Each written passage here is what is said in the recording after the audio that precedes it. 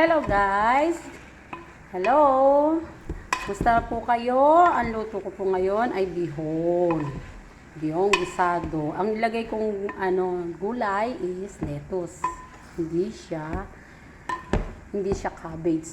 Ha? Hindi siya repolyo, lettuce. Ayan, si Gina. Lalapang na naman mamaya guys. May matamis na kami. Meron pa kaming ganito. Pinatataba ko talaga si Gina para pag alis ko. Kahit mga yayat siya, hindi gano. O, guys, tingnan nyo naman ang luto ni Inona Lukring. Ang sarap, di ba? O, wala man laman yan, pero masarap, malasa. Okay, guys? Thank you. Subscribe, like, and share my channel, guys. Thank you so much. Si Inona Lukring po ito. Huwag niyo pong kalilimutan. Bye! Thank you.